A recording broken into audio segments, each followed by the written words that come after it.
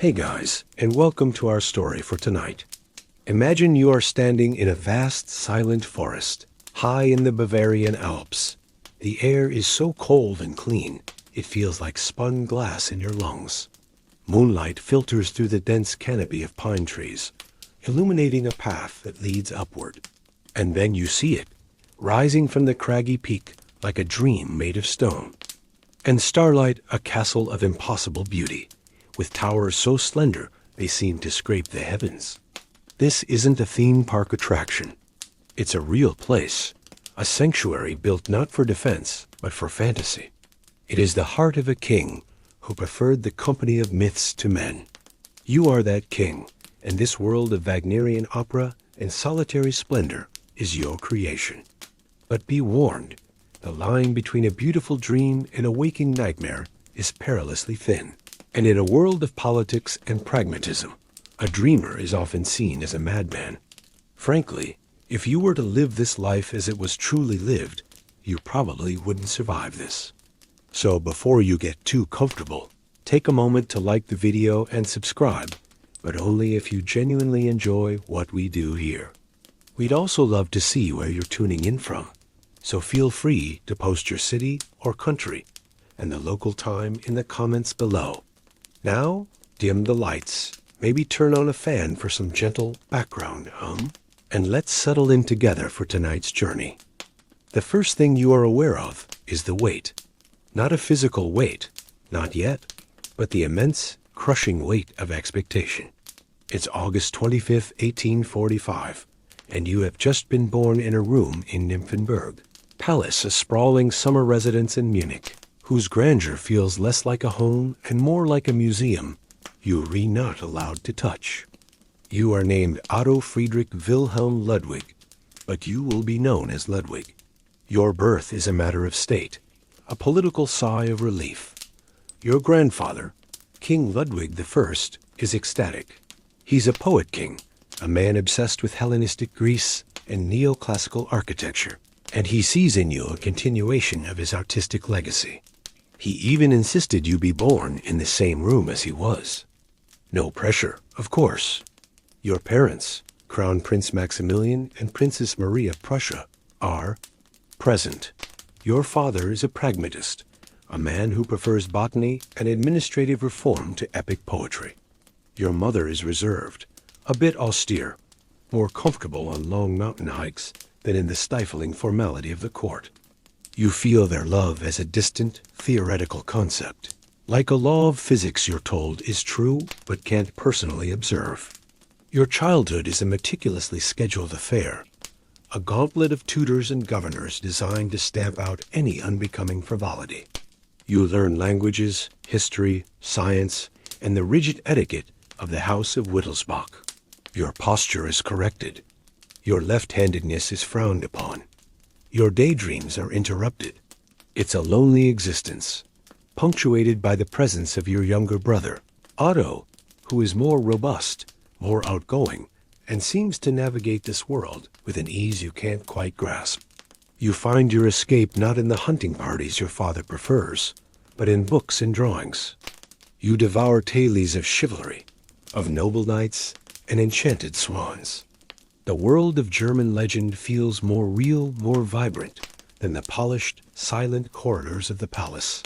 You spend hours dressing up in historical costumes, staging elaborate plays with your brother as a reluctant cast member. This is more than just a game. It's a rehearsal.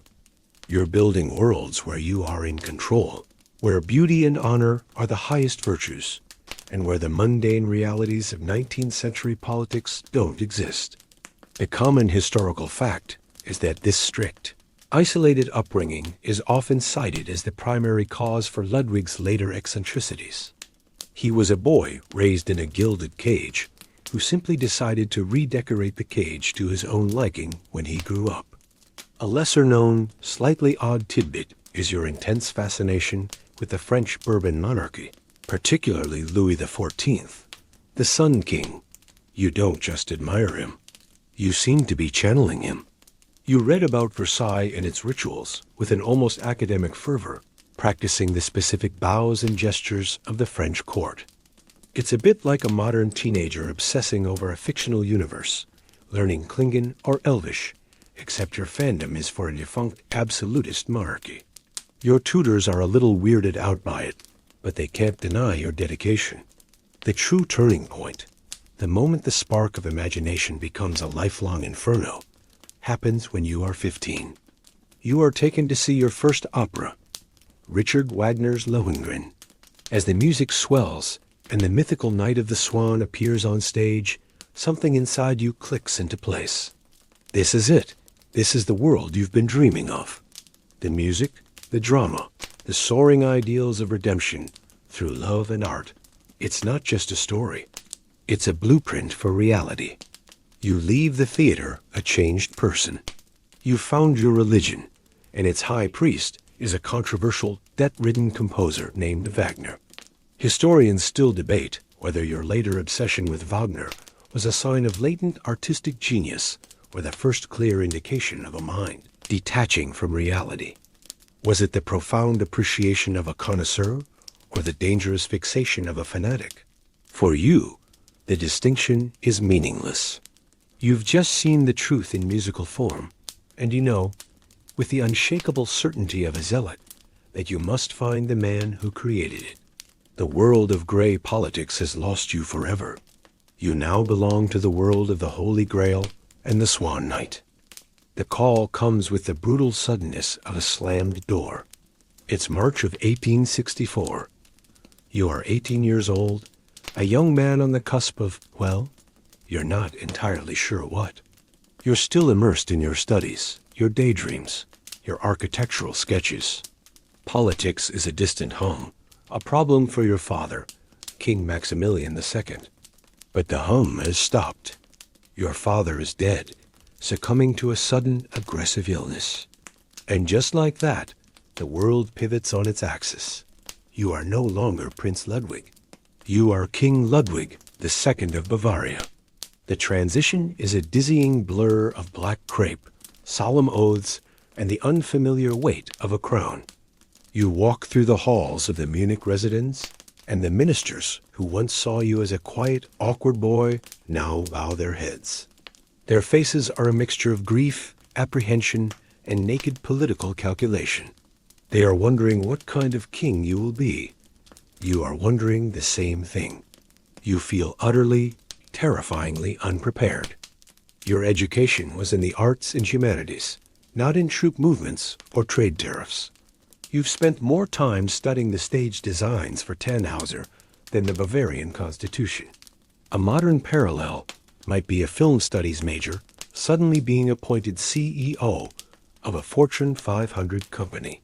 You know the theory of greatness, but the practical application is a foreign language. And yet, the people love you. When you make your first public appearances, they cheer wildly. You are young, impossibly handsome with your dark, brooding eyes and striking height, and you represent a fresh start. They call you our beloved king. Their adoration is a warm, intoxicating balm on your raw nerves.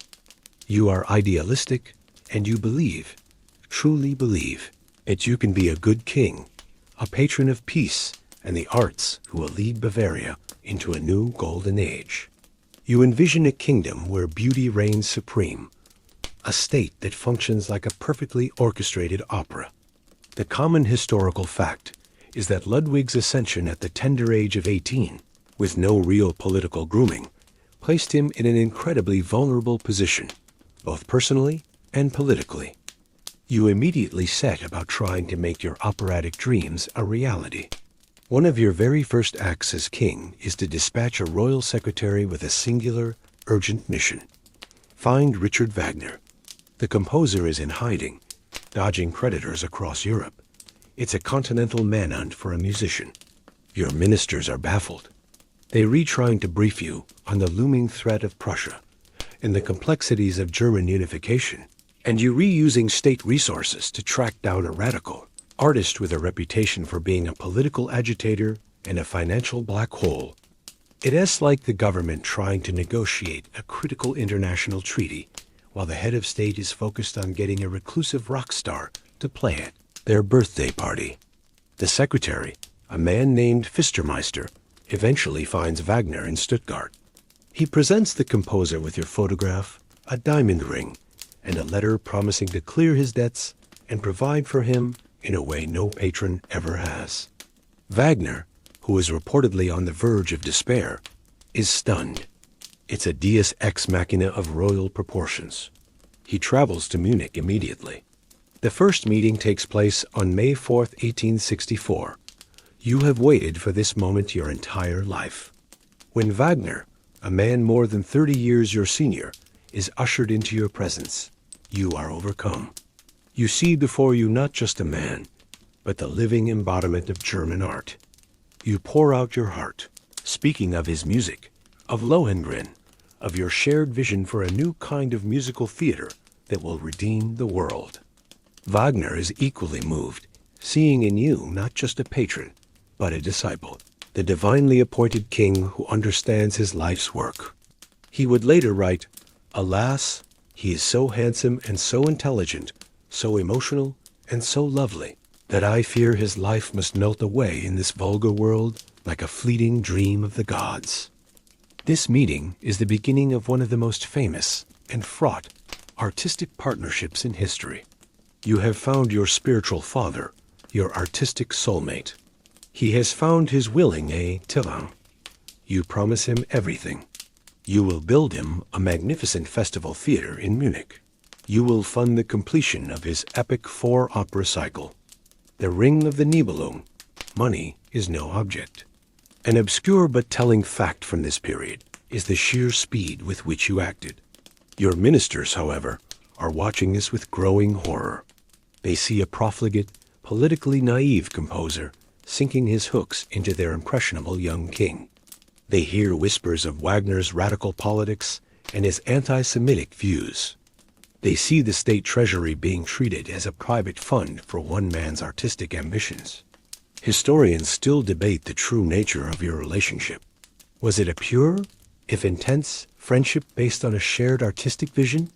Or did it contain a deeply personal, homoerotic undercurrent, as suggested by the incredibly passionate, almost love letter-like tone of your correspondence? You write to him, "O you, my saint, to whom I pray." For you, it is simple. Wagner is the genius. You are the king. It is your sacred duty to give him the world. The mundane concerns of your government are just noise, the grumbling of groundlings who cannot hear the celestial music. The floodgates are open. With the royal coffers at his disposal, Richard Wagner's life transforms from one of frantic, debt-ridden wandering to one of luxurious, creative splendor. And you are the architect of this transformation. You feel a profound, almost holy sense of purpose. You are not merely a king. You are a patron in the grand Medici tradition, the enabler of transcendent genius. Your correspondence with Wagner intensifies, filled with operatic declarations of devotion. You are his Parsifal. He is your Wallander, the one who will complete your spiritual quest. You settle his debts, provide him with a lavish household, and shower him with silks, velvets, and fine wines. Wagner, who had a taste for the finer things, is more than happy to indulge. A joke circulates in the Munich court that the composer's shopping lists are beginning to look like state budgets. You don't care. Art requires sacrifice, and you are more than willing to make the Bavarian treasury do the sacrificing.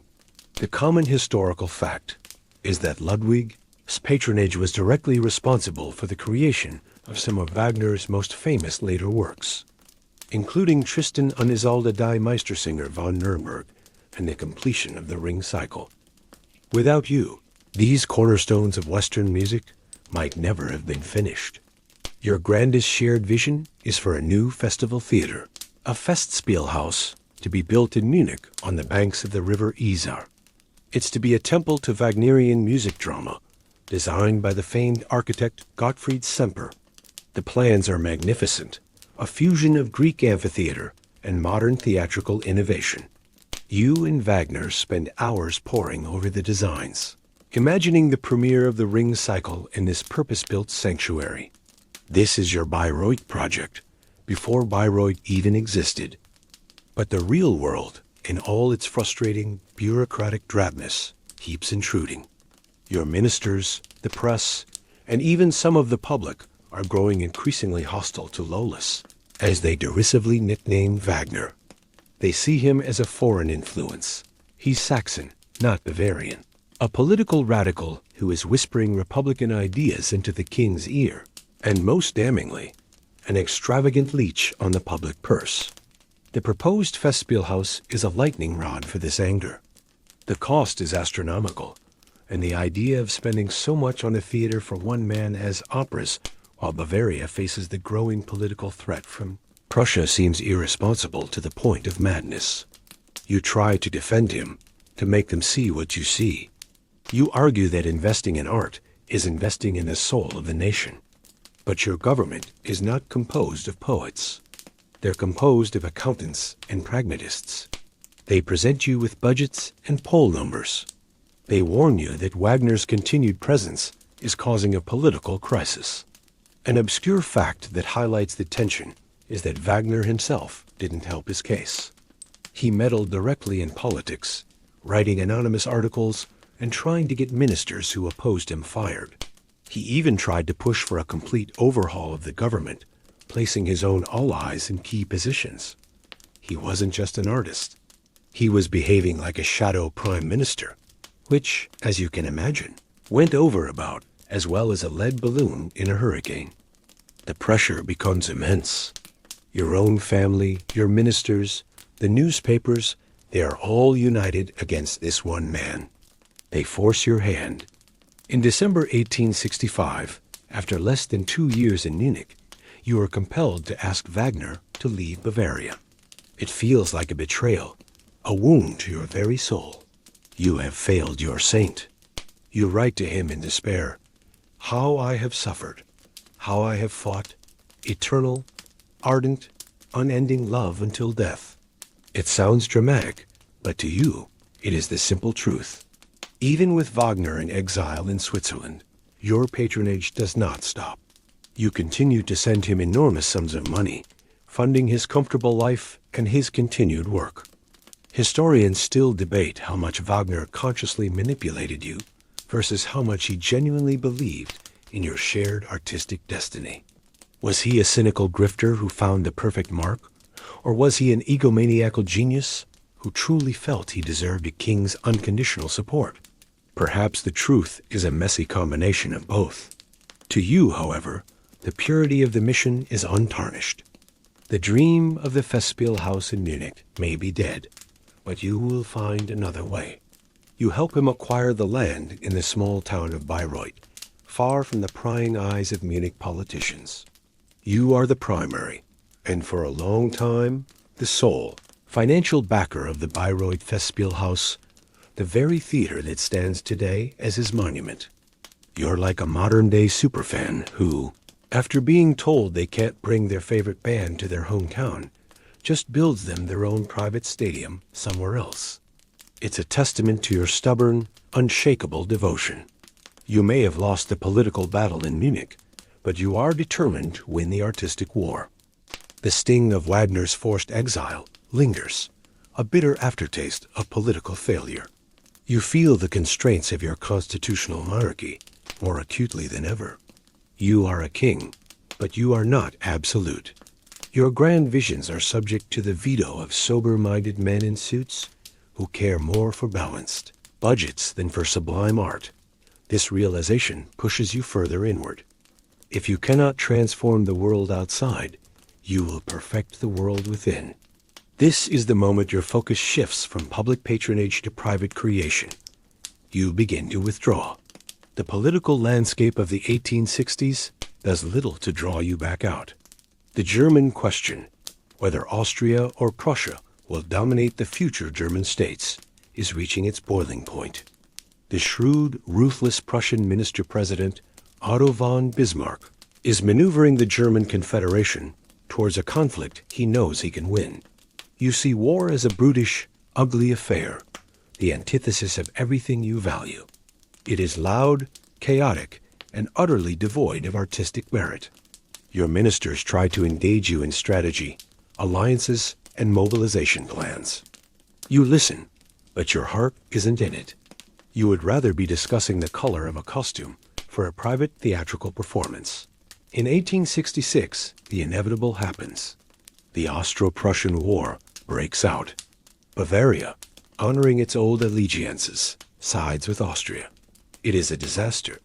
The Prussian army, with its superior organization, modern weaponry, like the needle gun, and brilliant strategic leadership, crushes the Austrian and Bavarian forces in a matter of weeks. The decisive battle at Königgrätz is a catastrophe for your side. The common historical fact is that Bavaria's defeat in this war effectively ended its status as a significant independent power in North Germany and paved the way for its absorption into the new German Empire under Prussian leadership. During this critical time, where are you? For much of the conflict, you are not in Munich directing the war effort. You are away, visiting Wagner in Switzerland. When you are finally located and told of the dire situation, your first instinct is to abdicate. The idea of presiding over a defeated nation is unbearable. It's Wagner who convinces you to return and face your duties. But your detachment is palpable. Your subjects, who once adored their handsome young king, are beginning to whisper. They see your disinterest in the war not as pacifism, but as a dereliction of duty.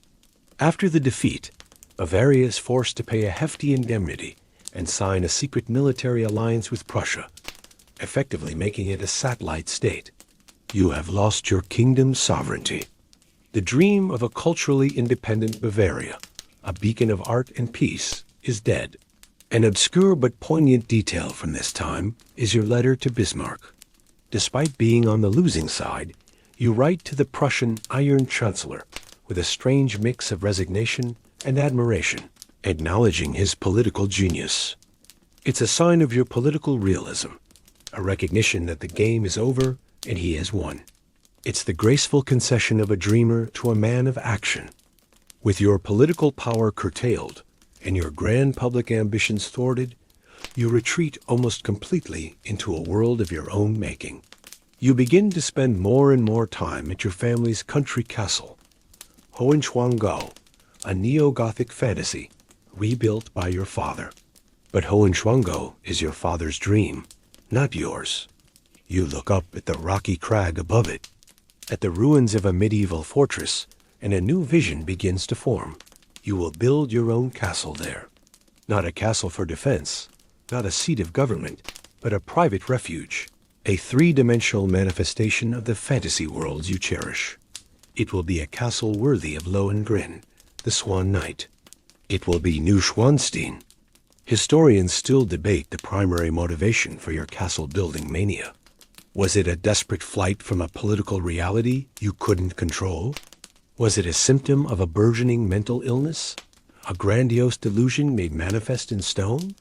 Or was it a calculated, even rational, act of self-expression by a king who, stripped of political power, chose to exercise his authority in the one realm left to him, architecture and art?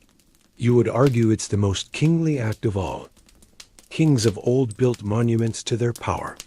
You will build monuments to your imagination.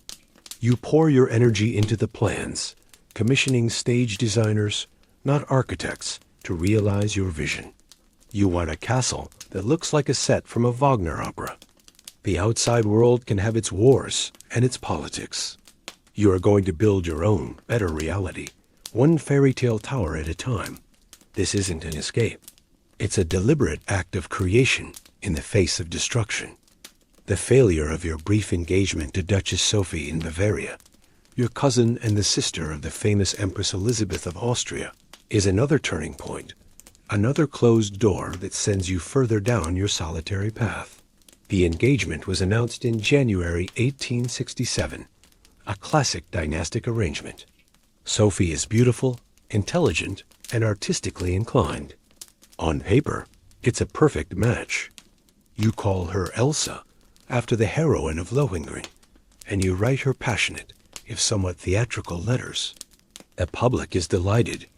A royal wedding will secure the succession, and perhaps stabilize their increasingly reclusive king.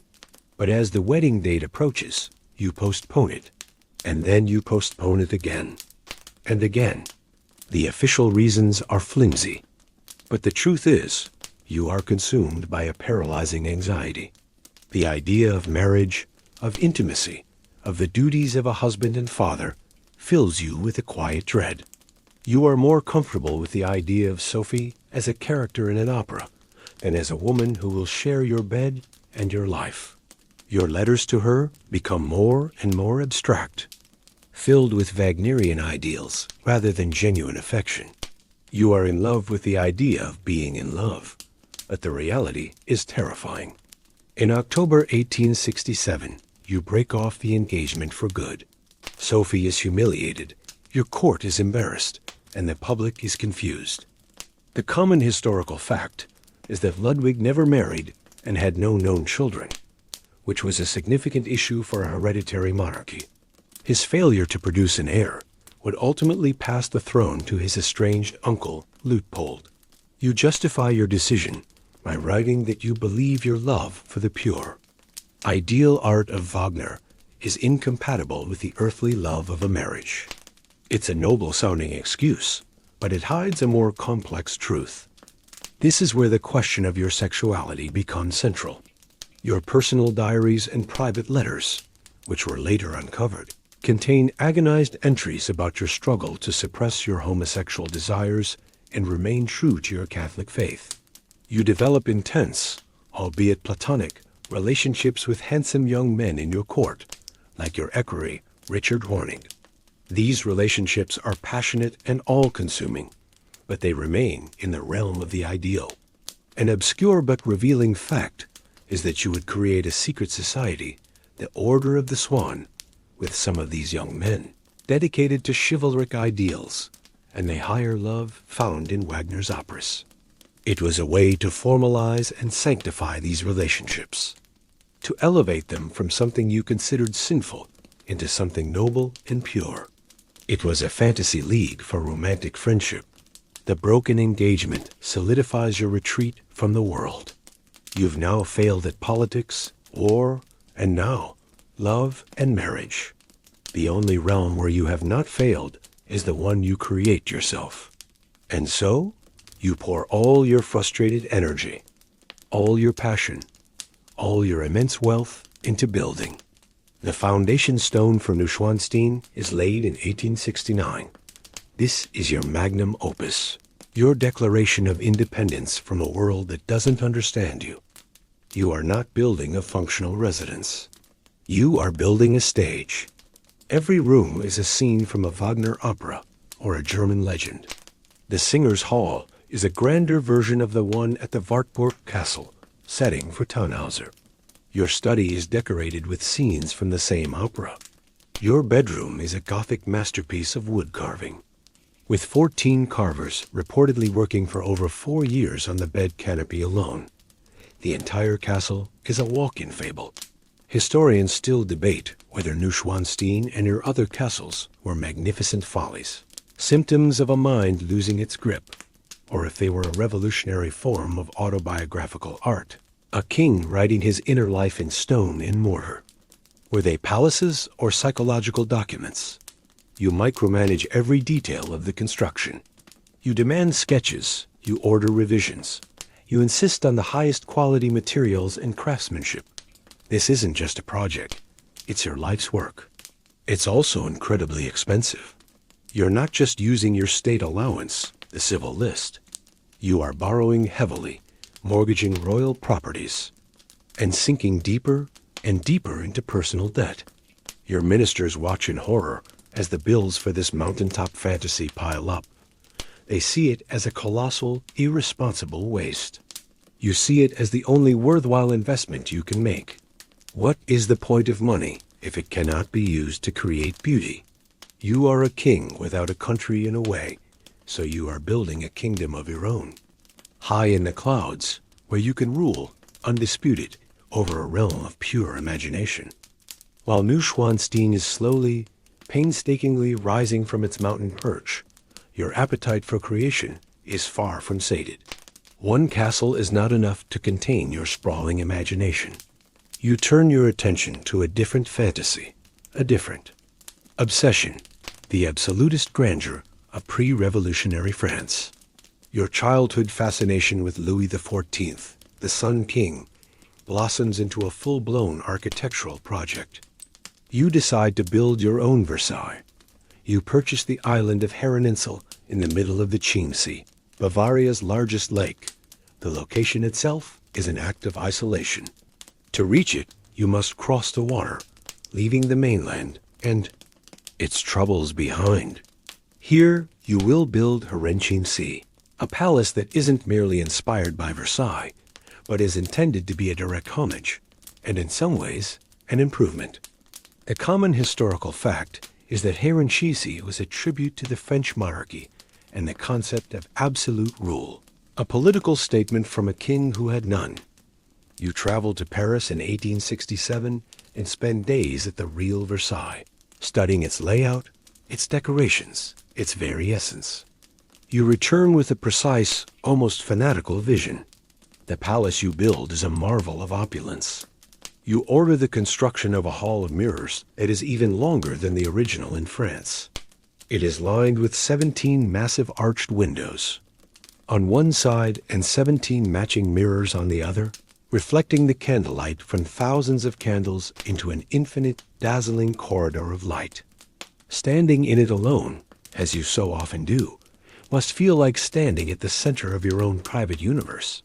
The cost is staggering, far exceeding even that of Neuschwanstein. You demand the finest materials: marble, porcelain, gold leaf. The state-of-the-art technical features are just as impressive. The palace has a massive Meissen porcelain chandelier, the largest in the world. An obscure but fascinating detail is the Tischlein deck ditch, or magic table, in the dining room. It's a small dining table set for one, which could be lowered through the floor to the kitchens below, be set with a meal, and then raised back up. This allowed you to dine in complete solitude, without even the intrusion of a servant to set the table. It's the ultimate introvert's dream, a 19th century food delivery app that comes right through the floorboards. It's also a perfect symbol of your desire for a world without other people. Your third great project, Linderhof Palace, is different again. Tucked away in a remote mountain valley, it is the only one of the 3 great castles you would live to see completed.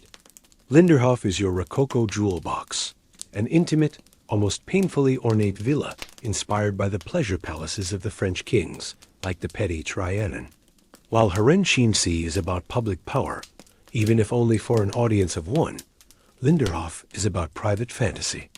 The gardens are just as important as the palace itself, a landscape of manicured terraces, fountains, and follies. The most famous of these follies is the Venus Grotto. This is perhaps the most direct and bizarre manifestation of your Wagnerian obsession.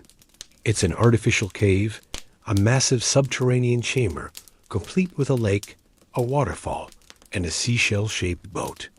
The grotto is designed to be a real-life stage set for the first act of Wagner's Tannhauser. You would have the water heated and illuminated from below by one of the world's first electrical power plants, with a series of dynamos creating shifting colors of blue and red.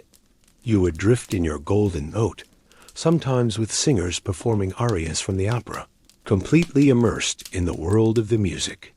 Think about the sheer audacity of it.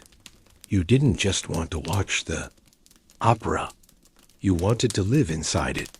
Historians still debate whether this level of immersive fantasy represents a profound artistic sensibility or a complete psychotic break. Are you a pioneering performance artist, creating total immersion environments, a century ahead of your time? Or are you a man so lost in delusion that you can no longer distinguish between stage and reality? The line is impossibly blurry. For you, there is no line.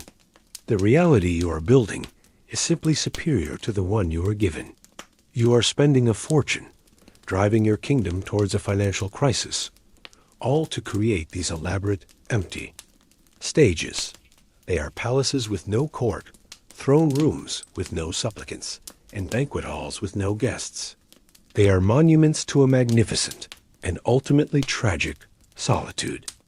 As the 1870s progress, your retreat from public life becomes almost absolute.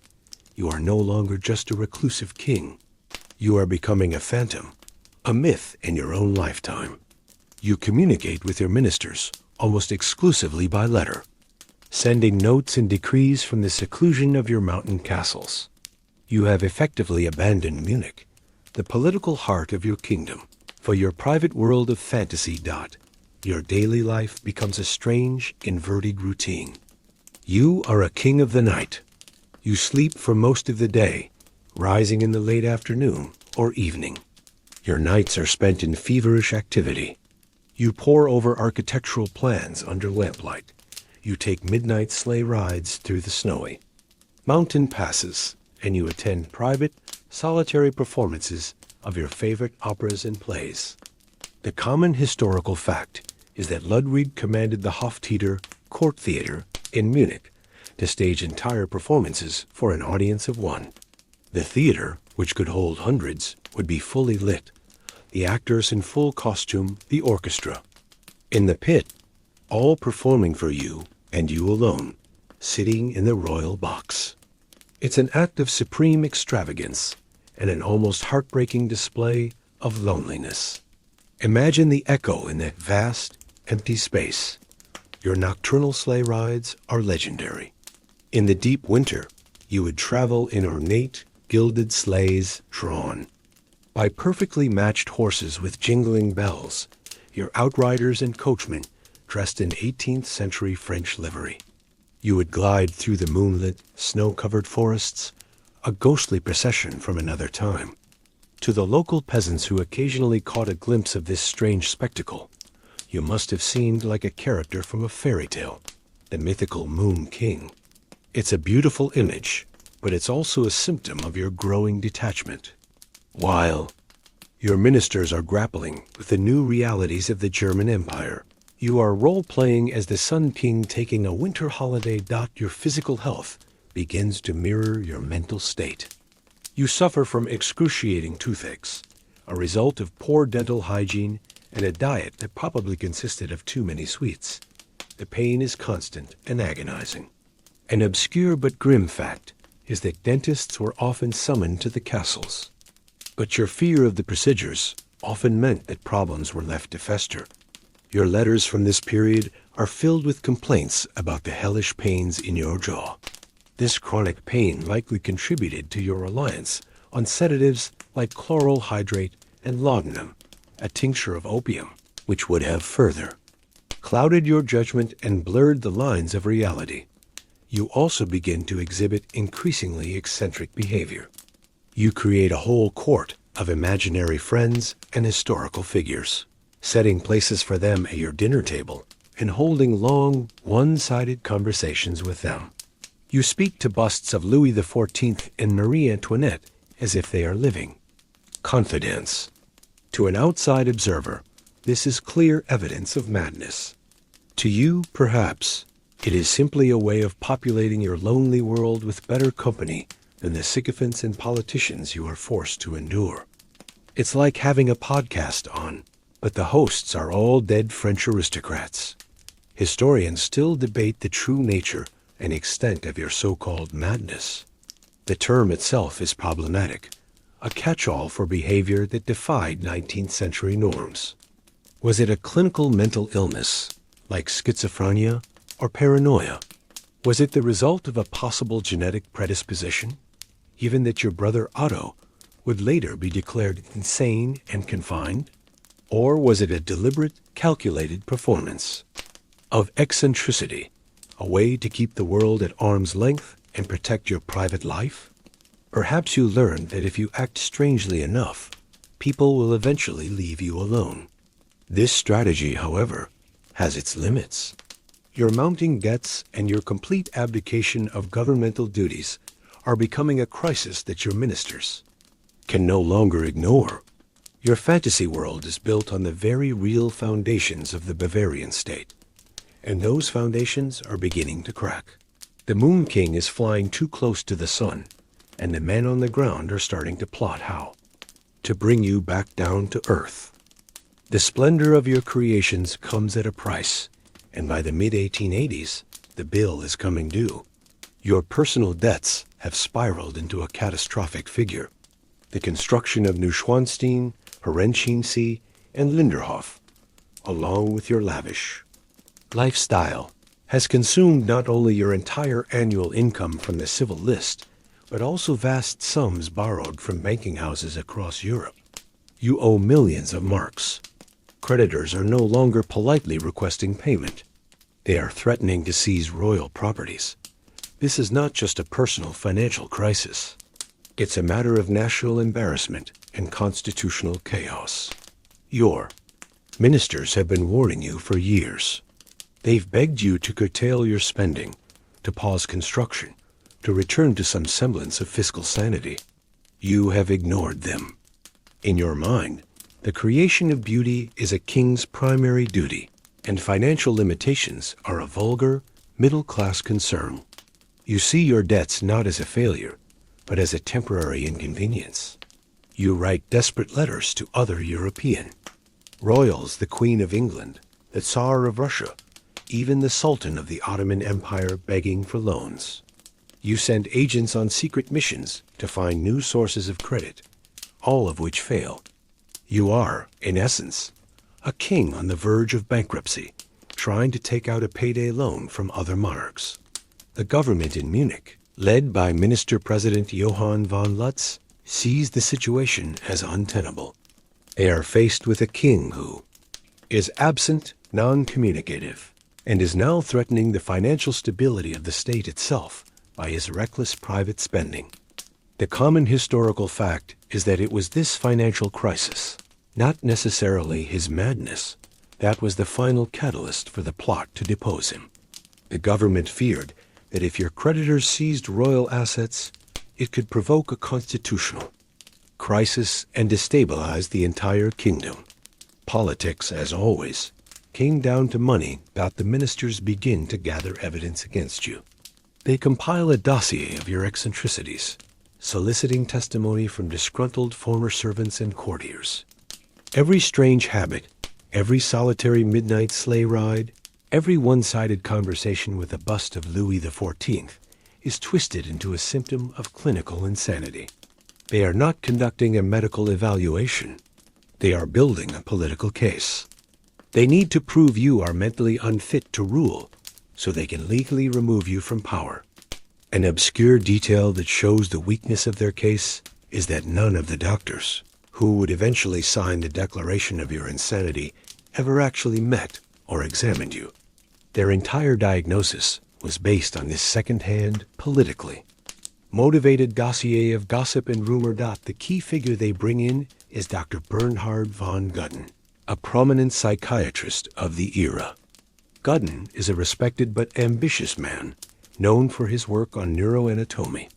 Based on the file provided by the government, he and a panel of other doctors conclude, from a distance, that you are suffering from paranoia and are incurably insane.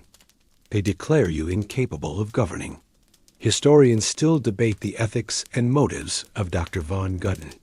Was he a conscientious medical professional acting on what he believed to be credible evidence of a dangerous mental illness? Or was he a willing pawn in a political coup, providing the medical pretext the government needed to get rid of a troublesome and expensive monarch? The fact that his diagnosis was made remotely is, by modern standards, a shocking breach of medical ethics. Armed with this medical report, the government makes its move. On June 9, 1886, a state commission travels from Munich to Hohenschwangau, where you are currently residing, with the intention of informing you that you are deposed and taking you into custody. They plan to install your uncle, Prince Luitpold, as regent. They expect a quiet, straightforward affair. They are wrong. You are tipped off about their arrival. The local people in the village of Hohenschwangau, who still feel a deep loyalty to their fairy tale king, rally to your side. When the commissioners arrive at the castle gates, They are met by the local gendarmerie, a crowd of angry villagers armed with farm implements, and the formidable Baroness Spera von Truxess, a loyal friend who blocks their path with her umbrella. The commissioners, stunned by this resistance, are arrested and briefly imprisoned within your castle. For one brief, glorious moment, you have won. You have repelled the agents of the gray, boring world. You are triumphant, writing that you have captured the traitors. But it is a fleeting victory. The government in Munich has the full power of the state behind them.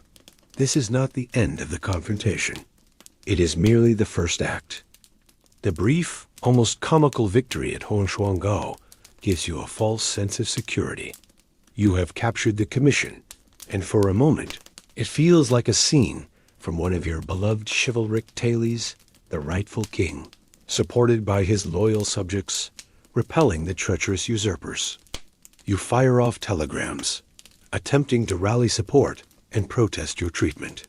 You even try to give a newspaper interview to the Bamberger Journal to plead your case directly to the people, an act of modern PR that is sadly too little, too late. The government in Munich is not playing. Minister President Lutz is determined. The initial failure only hardens his resolve. He dispatches a second, more formidable commission. This time, they are not taking any chances. They have the legal authority of the Regency, which has now been officially proclaimed, and they have the force to back it up. The atmosphere in the castle shifts from triumph to dread. Your loyal servants and the local police, who had initially supported you, begin to realize the feuilletions of resistance against the full might of the state. Their loyalty wavers. They are facing a choice between their reclusive, eccentric king and the established government in Munich. One by one, they defect or stand down. The support that had materialized so suddenly now evaporates just as quickly. You are once again, and for the final time, completely alone. In the early hours of June 12, 1886, the second commission arrives at Neuschwanstein, where you have moved for what you believe is greater safety. The castle, your fortress of fantasy, designed to keep the world out, now becomes your prison. They enter without resistance. The common historical fact is that Ludwig was officially declared deposed on June 10th, and his uncle, Prince Leopold, assumed the powers of the regent, marking the formal end of your reign. A man named Dr. Gudden, the very psychiatrist who declared you insane without ever meeting you, now stands before you. With him are several attendants, or wardens. The meeting is surreal. You, the king, are now a patient. You, the master of this magnificent castle, are now a prisoner in your own home. Accounts of your behavior at this moment vary. Some say you were calm and resigned, others that you were furious, questioning Gudden on what authority he dared to treat his king this way. How can you declare me insane? You have never even examined me, you reportedly demand. It is a perfectly rational question, but in this context, it is meaningless. The decision has already been made. The paperwork is signed. You are informed that you are to be transported to Berg Castle, a much smaller, more manageable property on the shores of Lake Starnberg. It's a place you know well, a place of happy childhood memories, and the site where you first hosted Wagner. Now, it has been repurposed as your gilded asylum. The journey is a humiliation. You travel in a closed carriage, the blinds drawn like a common criminal. The king who once rode in moonlit splendor through the mountains is now being carted away in the dead of night. Upon arrival at Berg Castle, the reality of your situation sinks in. The castle has been modified for its new purpose. The locks on the doors have been reversed. Peepholes have been drilled into the walls so your wardens can observe you at all times. You are under constant surveillance. Every vestige of your royal authority is gone. An obscure but poignant detail of your brief confinement is your request: to have a piano brought to your room. The request was denied by Dr. Gudden. who feared that the music might overexcite your diseased mind. For you, a man whose entire world was built on the foundation of music and art, this denial must have been a profound cruelty, a silencing of the one language that still made sense to you. Historians still debate your mental state during these final days. Was the government's diagnosis, however flawed in its methods, correct? Had you truly succumbed to a debilitating mental illness? Or were you a sane man, trapped in a Kafkaesque nightmare, a victim of a political conspiracy who was now being systematically broken by his captors? The evidence is ambiguous. Your behavior was certainly erratic, but it was the behavior of a man under extreme duress, stripped of his identity, his freedom, and his world. You are trapped. The stone walls of Berk are far more real and confining than the fantasy walls. Oath Neuschwanstein. And the man who holds the key is Dr. Gudden, a man who believes he is not your jailer, but your savior. Your prison is a familiar place, which only makes the confinement more jarring. Berk Castle, on the placid shore of Lake Starnberg, has been a backdrop to your life. You spent idyllic summer days here as a boy. You welcomed Wagner here in the first flush of your royal patronage. Now, its familiar rooms are a cage, the beautiful lake a shimmering, impassable barrier. Your every move is watched. The peepholes in the doors are a constant, unnerving reminder of your status as a specimen. Dr. Bernhard von Gudden is now in total control of your life. He is your doctor, your warden, your sole conduit to the outside world. He dictates your routine, your meals, what you read. He is confident, professional, and utterly convinced of the correctness of his diagnosis and his methods. He believes he is treating a patient suffering from severe paranoia. His goal is to calm you, to manage your delusions, and to slowly, methodically, bring you to accept your situation. He sees himself as a man of science and reason, dealing with a mind lost to fantasy. The days at Berk are a monotonous, suffocating routine. You are a king with no power, a builder with no projects, a dreamer with no privacy. The contrast with your previous life is absolute. You went from a world where your every whim was law, where you could command an entire opera for yourself, to a world where you have to ask permission to take a walk. On Sunday, June 13th, 1886, just one day after your arrival, the weather is gloomy and rainy. It's Whit Sunday, a religious holiday. In the early evening, around 6 p.m., you ask to go for a walk along the lakeshore with Dr. Gudden. This is a common enough request. Gudden, perhaps seeing it as a positive sign of your compliance, agrees. The common historical fact is that Gudden was so confident in his control over you that he dismissed the 2 attendants who were supposed to accompany them. He told them to stay back, that he and the king would walk alone.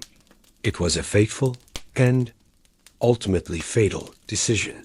The 2 of you set off, walking south along the edge of the lake, 2 dark figures against the gray, drizzling evening. You are a tall, imposing man, still physically powerful despite your recent turmoil. Gudden is smaller, older. No one knows what you spoke about on that walk. Did you plead your case one last time? Did you argue? Did Gudden try to reason with you to explain the medical necessity of your confinement? The conversation is lost to history, a silent film played out on the muddy shore. What happened next is the central, enduring mystery of your life. The known facts are few and stark. You and Dr. Gudden did not return. The 2 wardens waited. As darkness fell and the rain intensified, a search was organized. The castle staff and local fishermen fanned out along the lakeshore, carrying lanterns that cast frantic, dancing beams across the dark water. An obscure detail, often lost in the grand drama, is the discovery of your overcoat and jacket, laid neatly on the bank, suggesting you may have entered the water deliberately. Gudden's hat and umbrella were also found nearby. Hours passed. The search became more desperate. Finally, around 10:30 p.m., a searcher in a boat made the grim discovery. In the shallow water, only about knee-deep, lay the body of Dr. Gudden. A short distance away, floating face down in the water, was your body. The king was dead. The official story was formed almost immediately. It was declared a murder-suicide.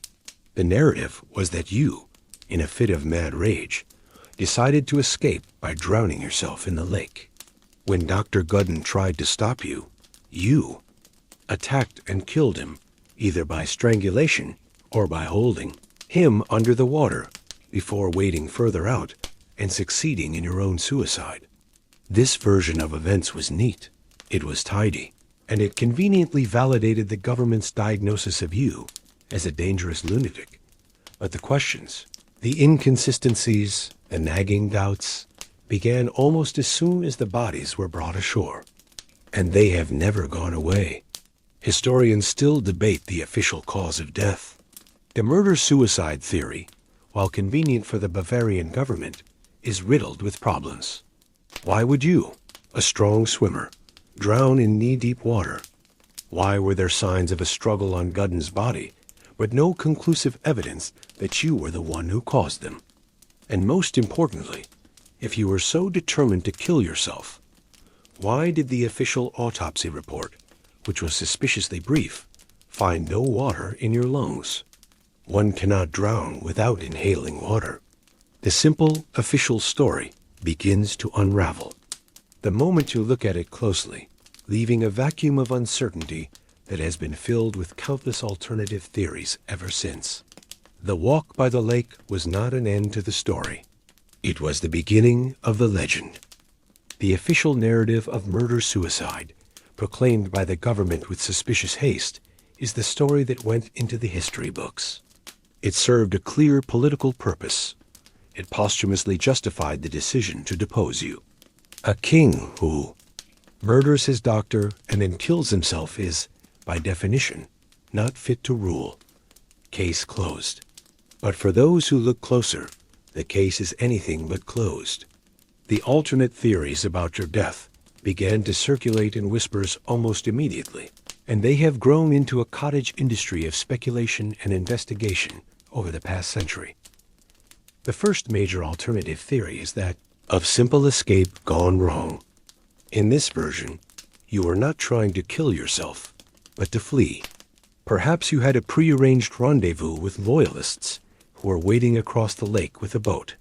The plan was to swim to freedom, cross into Austria, and from there, rally support to reclaim your throne. When Dr. Gudden realized what you were doing, he tried to intervene. A struggle ensued in the shallow water.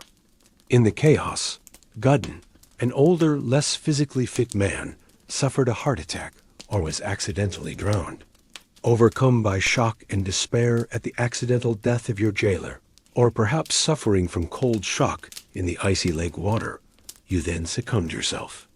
This theory accounts for the signs of a struggle and your own death in shallow water without resorting to the neat label of murder. A second, more elaborate theory is that of assassination. This is the most compelling and persistent of the conspiracy theories. In this scenario, government agents or political enemies were waiting for you by the lake. They knew about the evening walk. When you and Gudden reached a secluded spot, they ambushed you. They shot you, and then to cover their tracks, they killed the primary witness, Dr. Gudden, and staged the scene to look like a drowning.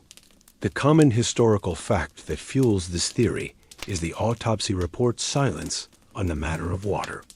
In your lungs, if you didn't drown, how did you die?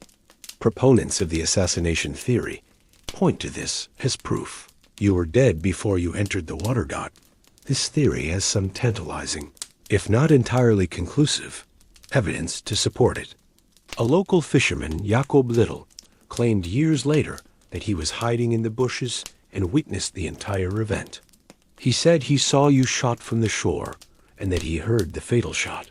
Furthermore, Countess Josephine von Rebne-Kaunitz, a wealthy aristocrat who is a devoted admirer of yours, claimed to have seen your body laid out after it was recovered.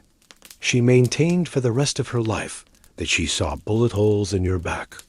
An obscure but persistent rumor also claims that the long coat you were wearing that night, which mysteriously disappeared after your death, was later found to have 2 bullet holes in it, though, of course, there is no definitive proof. No bullets were ever recovered. The fisherman's testimony was given long after the fact and could have been embellished. The Countess's claims were never officially substantiated. The coat is gone. Yet, the theory persists because it fits the political context so well. You were a problem for the government. A living, deposed king, even one confined, is a potential rallying point for opposition. A dead king is a solved problem. Historians still debate these competing narratives with incredible passion.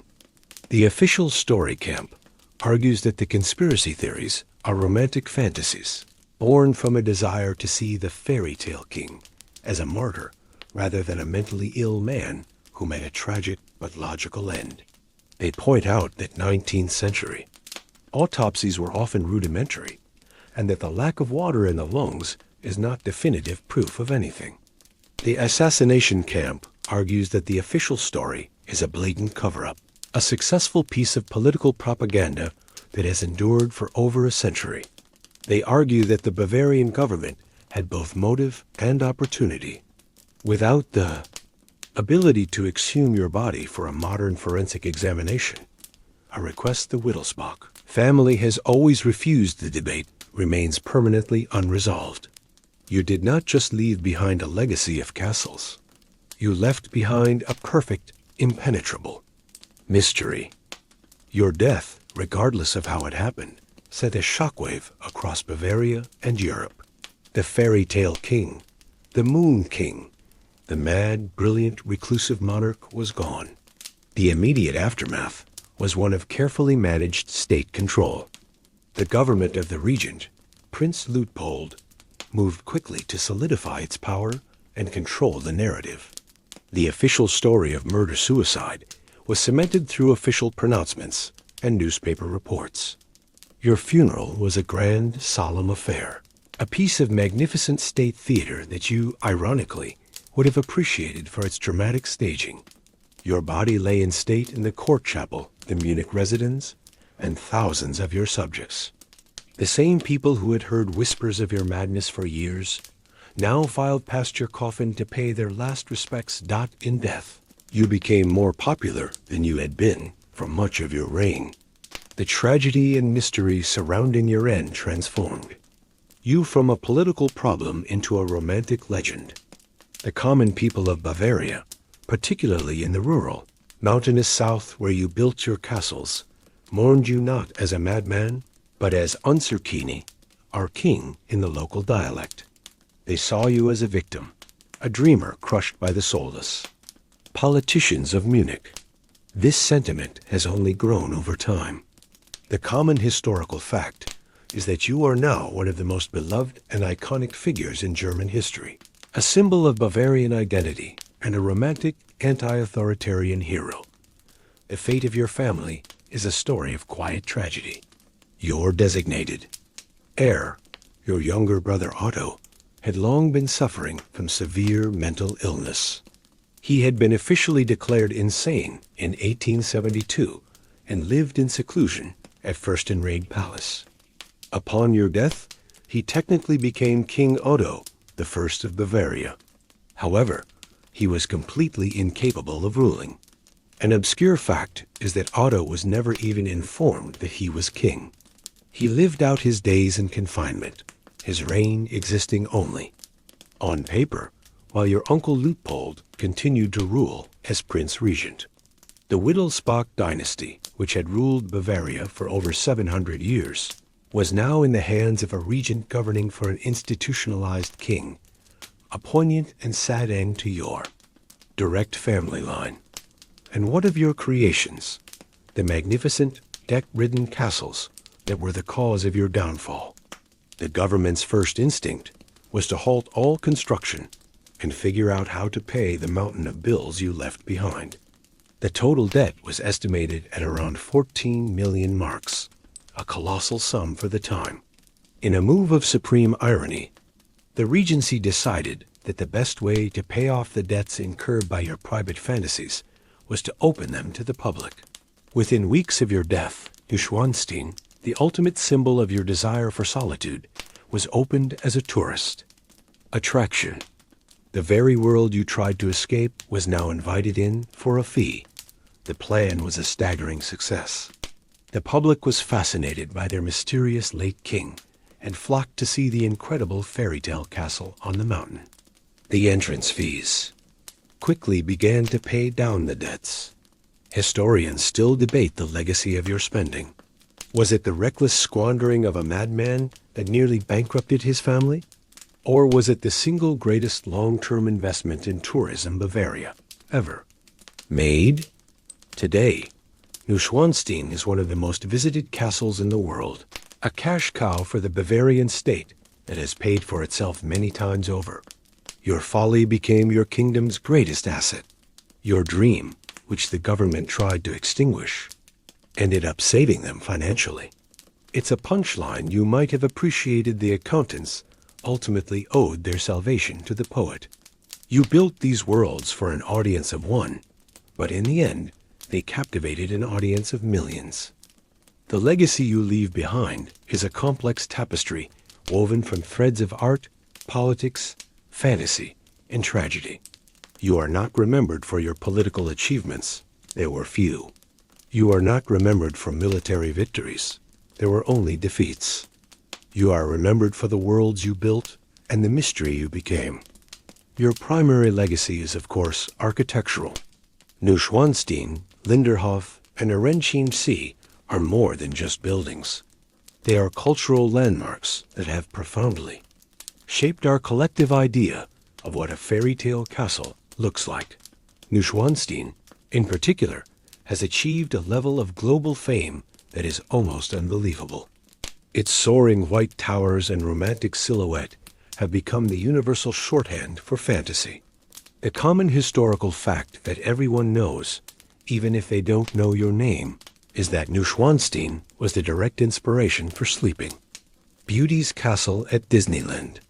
Walt Disney visited the castle on a trip to Europe and was captivated by its otherworldly beauty.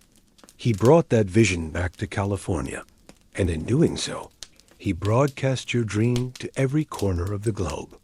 Your private refuge became the logo for a global entertainment empire, the backdrop for countless childhood fantasies. It's a strange afterlife for a castle built to escape the world. Your influence, however, extends beyond just Disney. You have become a cultural icon, particularly within the LGBTQ community. As historical understanding of your life and your personal diaries has grown, you have been embraced as a queer historical figure, a gay king who was trapped by the rigid conventions of his time. Your intense romantic friendships, your aversion to marriage, and your tortured diary entries about your desires are seen as evidence of a life lived under the immense pressure of the closet. Historians still debate how to label your sexuality using modern terms, but your story resonates as one of a man who, unable to express his true personal self in the real world, sublimated those passions into art and architecture. Your castles can be read as vast, elaborate closets, beautiful on the outside, but built to conceal and protect a vulnerable inner life, that an obscure but fascinating aspect of your legacy is your contribution to technological innovation. You weren't just a romantic dreamer. You were fascinated by modern technology, as long as it could serve your artistic visions. The Venus Grotto at Linderhof, with its wave machine and revolutionary electrical lighting system powered by its own Siemens-built dynamo, was a marvel of 19th century engineering. You had telephones installed in your castles long before they were common, allowing you to communicate between your remote fantasies. Neuschwanstein itself was a thoroughly modern construction site, utilizing steam cranes, and the castle was planned with modern amenities like running water, a hot air central heating system, and even service lifts. You were a medieval romantic who used cutting-edge industrial technology to bring your dreams to life, a sort of steampunk king. Remember, that magic dining table? That's pure, quirky innovation in the service of solitude. Ultimately, your most enduring legacy might be the idea of the ruler as an artist. You represent the eternal conflict between the dreamer and the pragmatist, the artist and the politician.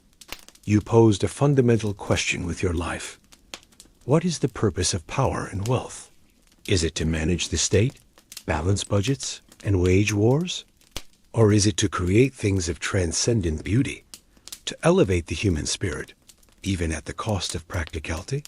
Your government, and indeed much of the world at the time, chose the former. You staked your entire life and kingdom on the latter. Your tragic end would suggest that the pragmatists won. But the fact that we are still talking about you, that millions flock to your castles, that your story continues to fascinate and inspire, suggests that the dreamer's vision has outlived them all. You lost your throne and your life, but you won a kind of immortality. You made your life a work of art, and like all great art, it continues to provoke, to enchant, and to endure. So, why does your story still hold such a powerful grip on our collective imagination, more than a century after your mysterious death? It's because you are more than just a historical figure. You have become an archetype. You tap into some of our deepest, most human desires and fears. Your life is a grand operatic exploration of themes that are timeless. The lonely individual against the unfeeling system, the power of dreams, the danger of obsession, and the thin line between. Genius and madness, not first and foremost, you represent the ultimate romantic idealist. In an increasingly industrialized and pragmatic world, you stand as a symbol of someone who refused to compromise.